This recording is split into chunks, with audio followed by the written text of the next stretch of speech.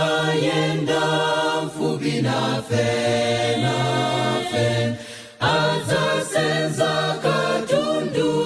ndikawa zathu zonse zazindikira pota masiku zazindikira pota masiku potsiriza ulendo wanzikodzikoli tikachita bwino fe kugonjetsa mayeso zazindikira pota masiku zakomana ndabwenzi talekana nzikoli zawonana ndi Yesu mpulumutsi wathu adzachingamira fe ndapukuta misonzi zazindikira pota masiku zazindikira pota masiku potsiriza ulendo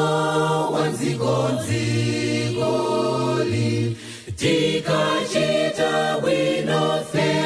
kugonjetsa mayeso zazindikira pota masiku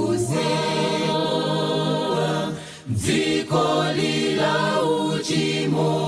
plumutsa otayika auzeza chikondi cha Yesuyo pampando wa Mlunguyo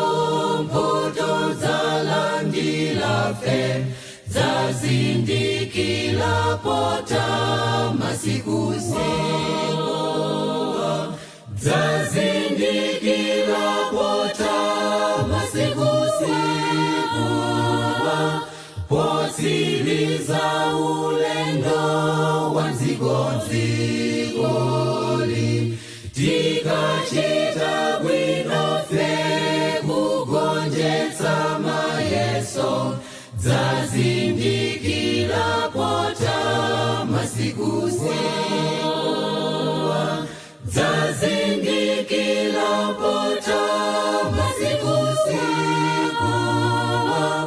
potsiriza ulendo